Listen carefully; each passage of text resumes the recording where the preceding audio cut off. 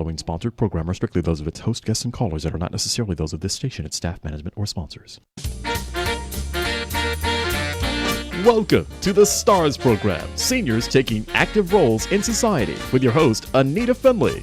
Your comments and questions are welcome during today's broadcast. Call us toll-free at 888-721-0074. That's 888-721-0074. And now, here's your host, Anita Finley. Good morning, everybody. Well, it is Saturday again. Here we are. I'm so happy to bring this show to you, and I have to tell you, I listen to a lot of radio on my way coming to the show, and the best advice I have for you is listen to positive, happy shows. It will keep you, really in a different mindset. Same thing for television. It's just too much going on that could be very damaging in a way to your mind. So this is going to be very positive. We always do that, and we're going to start off with Darwin Porter. He's calling in from Staten Island, and he's our celebrity writer. After that will be Stephen Lewis, who is the, I guess we call him the EMC Square guru. He talks about energy healing. Then after that, Ann Goldberg, Savvy Senior. She's going to help you with your computers. And Linda Birdsley's going to tell you all about the Kravis Center and all the fantastic shows that are coming. Then we're going to have Dr. Andy Mencia. As you know, he's the geriatric physician who has of course, what we do is we talk about the wonderful world of wellness. And we're going to end with Rona Aronson, Safe Drive Systems. So if you don't have a car that beeps or does something, if you get too close to another one, that's the kind of a system you want. So we're going to start right now with Darwin. Good morning. Good morning to you, Anita. Happy September. Oh, my heavens, Darwin. You are so busy. I get so many great memos and emails from what's going on in your life. You don't stop. I know. But, at my age, it is such fun. In fact, I often wish that some of these offers had come in when I was in my 30s. But life doesn't work out that way. Just speaking of offers, I received a recent offer to do, and I can't because I'm overbooked, but to do a book on celebrity wills. Now, celebrity wills are really capturing the attention of America. In fact, two recent icons, their wills have generated a great deal of publicity, and I'm referring to the will of Lauren Bacall, who recently died, the last goddess of the silver screen of the golden age, and a man who was very much alive, Sting, the famous British rocker, who is only 62 and liable to be around for a very long time. But more and more senior citizens are making a lot of decisions, and amazingly, a lot of these decisions are not good for their children. I mean, good in the sense of finances. For example, 127 American billionaires have already announced that they are giving their billions, I'm talking billions now, to charity and not necessarily their children. Of course, an example of that would be Melinda and Bill Gates. They've already given away $30 billion while they're still alive. And so this seems to be a very strange event going on here in America. First, I want to talk about... But wait, I'm not going to let you go with that. I'm going to ask you a question. Okay, so if someone has $30 billion, so they can give it away. What can you do with even $1 billion? I don't even know how to write a $1 billion, but I think it's a great idea that they're doing that. Well, I mean, many of the children, of course, have violent objections, but I think it shows a great generosity of the American spirit, what they're doing, and of course, it benefits charities. God knows we need charity in this world. We really do. I want to talk about Bacall filed a will, which has just been probated in New York courts, which I call the way it was usually done, and that is passing it on to your children. Now, she I was surprised. I didn't know she was so well off because she had about $30 billion. No, wait a minute. With a B? I'm sorry. I was still so caught up in those billions. Right, million. You're saying million? 30 million. I have to lower my rate here. She has 3 children, a daughter and a son, Leslie and Stephen, from her marriage to Humphrey Bogart. And she also then married another actor, Jason Robards, a Humphrey Bogart lookalike, and they have a son. They had a son, actor Sam Robards. So she divided the money equally among her 3 children, and she also divided up the trust. She was always living on a trust from. Of course, she earned her own money from Humphrey Bogart. So she even divided up that trust equally, even though Sam Robards was not the son of Bogart. So she was playing it square right down the middle. But Sting has shocked the world. Now, Sting is estimated to be worth $300 million. I got my M right that time. $300 million. And he has 6 children. And he said that he is going to give all of it away. Of course, he also said that he and his wife, at the rate they're spending money, there will be nothing left. Do you know, this Sting came from a poor coal mining family in the north of England, and he now has 200 servants. I know he has a lot of homes. Because, we just did a feature. I just have to tell you that in Boomer Times, we did a feature on one of Sting's homes, and also for people who will be getting their magazine the end of this week, Darwin Porter wrote a fantastic column on Lauren Bacall. Oh yes, and certainly she deserved one. I'll tell you that. And but now, Sting takes the position. Well, I want my children to earn their own money. Of course, the children would come back perhaps and say, well, not all children, Daddy, have your talent. I mean, men like Sting come along very rarely, but nevertheless, that's his position, and I'm just citing Sting and Bacall to show the contrast. By the way, people. Our senior citizens are handling their wills. But Darwin, I'm sure these children are living a very, very prosperous life. They're being well educated. They're having all the cars they want. They're having everything they want now. And I think he's doing a very smart thing because, look, if one of the kids were very sick, he would provide for them. But I'm sure he would do that. Yeah. Right. So, in a sense, it sounds that way, but it's not like he's going to leave him $1 million or something with all that money, but they're going to have a lot while they're living, and he may live a long time, so I don't really feel sorry for them, do you? He may be around quite a long time. Right. But as he said, he might spend it all. What's his wife like, do you know? No, I know very little about her. She keeps a very low profile, and she doesn't seem to want to get horrible probing journalists like me prying into her affairs. But, now, I want to also just bring up real quick how not to get in your father's will or your mother's will, as the case may be. And I'd like to cite 2 or 3 famous examples.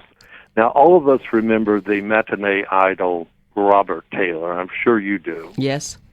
And he was married for 15 years to Barbara Stanwyck, and he finally divorced her and married Ursula Thies, who was called the most beautiful woman in the world, replacing the title held by Hedy Lamarr. And she had been... She refused to be a Hitler Youth growing up in Germany, so they sent her to a work farm. And after that, she became a model and appeared in movies, and then she met the divorced Robert Taylor. Now, she had been married before, and she had 2 children, Michael and Manuel, a boy and a girl. And Michael had tried to poison his father, and he went to jail for a year in Germany.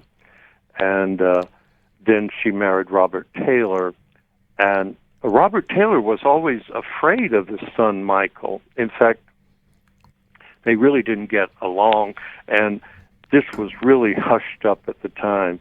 But he made 2 attempts to poison Robert Taylor. And then Taylor moved him out of the house, and he ended up in going to a mental asylum for a while. And I would assume so. Yes. And, of course, Ursula poured out her woes to her neighbor over the fence, a woman called Nancy, who had been an MGM starlet, married to a has-been actor named Ronald. And they talked often. Nancy and Ronald talked about, in 1976, they would be running the free world from the White House. I thought you were going to say that. I thought you were going to talk about, it sounded like they were the Reagans. Yeah, it does. And Robert Taylor said, yeah, you're going to be in the White House in 1976. Dream on. And, of course, as we now know, a peanut farmer occupied that post. So that dream of the Reagans did not. But Ursula became Nancy's best friend, and so they both shared their woes with their children. And of course, Robert Taylor cut Michael out of his will, but it really didn't matter, because by the time the boy died of a drug overdose a year before Robert Taylor, so it was a moot point.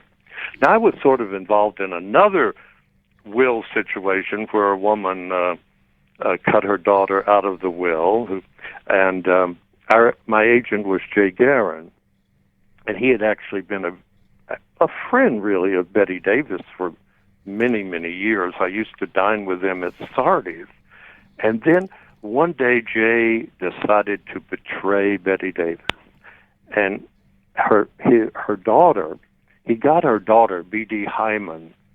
I'm not making up that name. I was just going to say, this is good. B.D. Hyman to write a book called My Mother's Keeper. Now, they were hoping to capitalize off the success of Mommy Dearest by Christina Crawford, the adopted daughter of Joan Crawford, which made a huge amount of money and was made into a movie. And I was one of the first to get to read the manuscript, and I said, oh, Jay, I said, Miss Davis she's not got long to live. She's had cancer. She's in ill health. Maybe couldn't you convince Miss Hyman to delay that book until her mother passes on? I mean, after all, Christina wrote the book on Joan after Joan Crawford had died. And I said, this is going to be a real hard blow to Betty Davis. And it was. And Betty Davis, of course, reacted in total fury. And guess who got cut out of her will? Of course, Hyman. Yeah, I mean, so in the end, and also that book didn't sell at all as well as that's the Mommy Dearest book.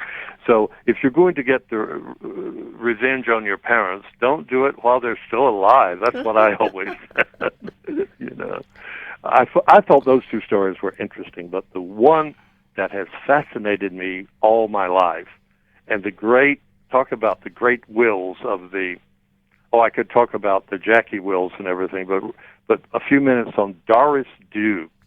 Now, all of us listening, I'm sure, of a certain age where we know who Doris Duke, the tobacco heiress and the richest woman in the world, was.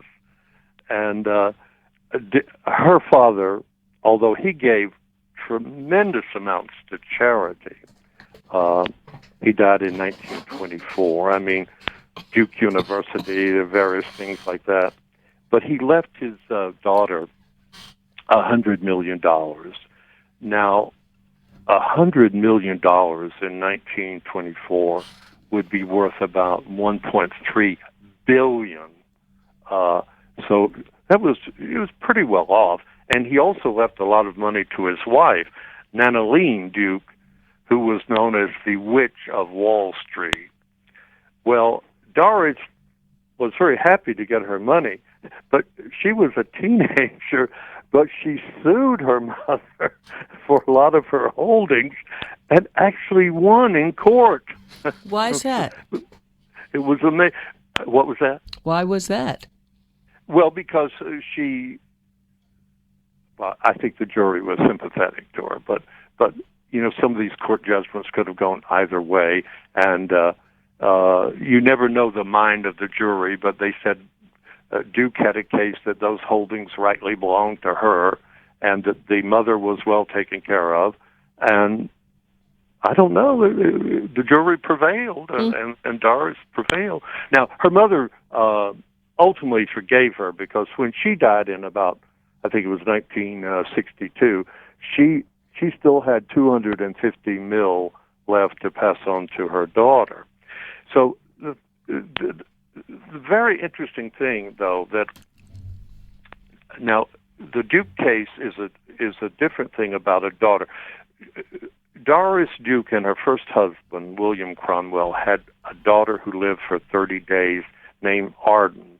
Had she lived, she would have inherited a fortune that at Duke's death would have been roughly estimated at $6 billion. So that would certainly make her one of the rich. But she died. And in her later years, Doris met a 35-year-old Hare Krishna devotee named Chandi Hefner. And they became very, very close. And Doris believed that Hefner was the reincarnation of her dead daughter. Oh, my heavens. Doris had a lot of... But then she and her... and then she adopted her. But then they had a big falling out. And she cut her out of the will, and also had attorneys draw up adoption papers. Apparently you can adopt a daughter or a son and then not adopt them legally. I didn't know that, by the way. And so she was cut out. But when Doris Duke died in 1993, Hefner sued the estate. And believe it or not, even though she had been cut out of the will, she got $65 million, which is enough to give her a comfortable living now in Hawaii. And there was Doris Duke's will was the most disputed will in the history of the 20th century. She left a provision that if anyone disputes this will, their money will automatically be terminated. Well, would you believe 40 lawyers from 10 different law firms filed lawsuits for 3 years fighting over this will, even though, and they did not follow the provision of her will. Actually, she made her executor her gay butler, Bernard Lafferty, and he was a drunk and sort of hobbling around, but I don't know. He was sued by everybody because he didn't live long enough, and now her vast fortune it has been distributed to charities. But as far as daughters or non-daughters, Duke is the classic. And grandchildren are around, and they must be very wealthy. No, they're not. That's a whole different story. In fact, a couple of them are claiming to be living in poverty, but that's a whole different thing to talk. Oh, if you talk about Duke, is endlessly fascinating woman. I wanted to do a book on her at one time, and for Random House, but I was already obligated with a contract with Simon & Schuster, and I couldn't do it. And now she's a relatively forgotten name, but her money lives on. Now, sometimes people have thought being married, a woman, say, thought maybe being married to a rich man would also make her rich. But Jackie Kennedy is sort of an example of how that doesn't always work that way. For example, her husband, our president, JFK, was not the richest man in the world, but he had a great deal of money. But he chose not to give it to her. He divided it between his two children, John Jr. and Carolyn. Why did he do that? Well, see, you ask wonderful questions, but I don't know the answer. In fact, I don't know. I've never heard why he did that.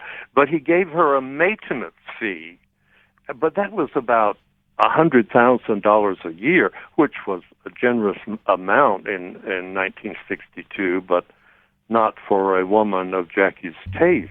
Can I ask you one other question? What about the other brothers? Did they give their wives anything, or did they do the same thing with the children? No, well, that's a long story, but I'll just tell you what happened. You know, Robert, as you know from reading the Boomer Times, Jackie became a lover of Robert Kennedy. Yes. And he was known as a tight-fisted man with the dollar, so he had to supplement her income by giving her $50,000 a year. And then the money, the Kennedy, JFK money, then went to the children. Now, of course, Carolyn ended up the ultimate, talk about the richest women in America. Carolyn is an example of what a will can do to your pocketbook. She inherited a trust from her grandfather, Joseph Kennedy, the former ambassador. She then inherited half of JFK's money, and then, as we know, her younger brother, John F. Jr., died in a plane crash, and his wife also died with her sister in that plane crash. We know that, but his money went to, of course, there was no wife to contest it, and so his money all went to Carolyn, and Carolyn had already received half of the money of Jackie. Jackie was cut out of the will of her second husband, Aristotle Onassis, but of course she brought Ted Kennedy to Greece to negotiate, and she knew under Greek law she could have helped them up for a lot more money. She settled for $26 million, although a lot of people said she should have held out for $125, but she took that. But clever woman that she was, she took up with this diamond merchant who was a married man. His wife wouldn't give him a divorce, named Maurice Templeton, and he took her $20 million. She had to pay $6 million in taxes. He took her $20 million and parlayed it into $200 million. You mean because he was just so smart as an investment? Incredibly smart. I mean, if I had $20 million, I would have given it to Maurice myself. Is he still around? Is he still around? But it's interesting. Jackie ultimately prevailed, but not necessarily from. It was odd that the wills of her two rich husbands didn't make her the multimillionaire that she was. I thought that was an interesting story. It is. So the question is Maurice still alive? Yes.